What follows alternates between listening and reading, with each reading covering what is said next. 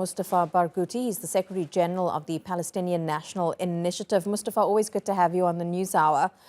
When you hear the term Day of Solidarity with the Palestinian People, what does that mean to you? It's a day when we should remind the world of the fact that we've been under the longest Israeli military occupation in modern history.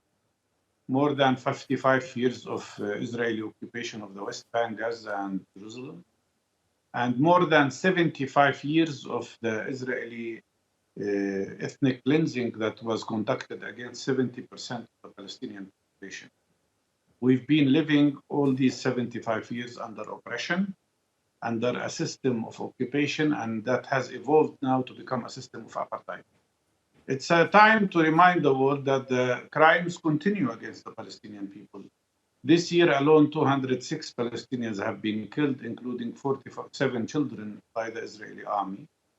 And what we need really is that the world community stop allowing Israel to be above the law, above international law, and impunitive to international law.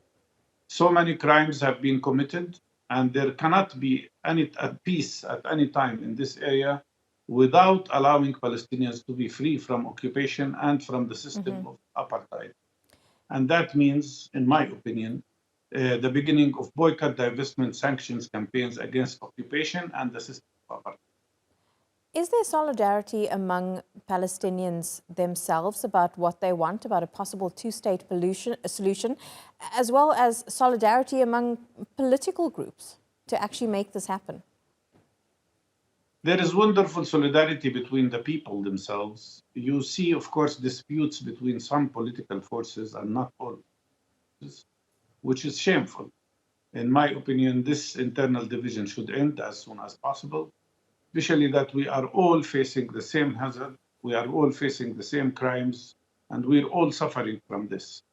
But apart from that, I think at the level of the public, there is a fantastic unity, not only between Palestinians in the occupied territories, but also between Palestinians in the occupied territories, inside Israel itself, and in the diaspora.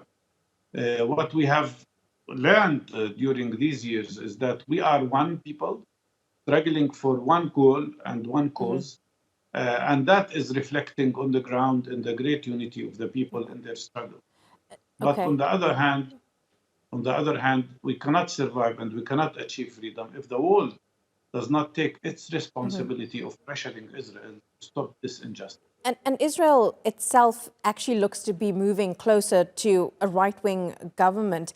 Netanyahu is trying to put together his cabinet. It looks that, like Itamar Ben-Gvir is slated as the next security minister. This is a man who's a convicted racist. He's called for the killings of Palestinians. Is life about to get even more difficult under this new Netanyahu government? Absolutely. Much more difficult, because what you are talking about here is not only right-wing extremism, but actually fascism. This party that will enter the Israeli government and the representative of which, Mr. Ben-Gvir, will become the security minister, is a fascist person, and his original party was classified even in Israel and the United States as fascist. Ben-Gvir, who will be in charge of security and dealing with Palestinians, was not allowed to serve in the Israeli army when he was 18 years old because of his extreme behavior and extreme racism. This man is becoming now in charge of what happens in the Aqsa Mosque, what happens to Palestinians in Jerusalem, what happens to Palestinians in 1948 areas, and what happens to Palestinians in the occupied territories. This is a recipe for explosion, a recipe for more crimes against the Palestinian people, and a very serious recipe of instability. And that's why we think that the world community must interfere, must pressure Israel to stop this process, and must classify Ben-Gvir party as a terrorist group and not deal with it. Mustafa Barghouti, good to get your take on that. Live to us there from Ramallah.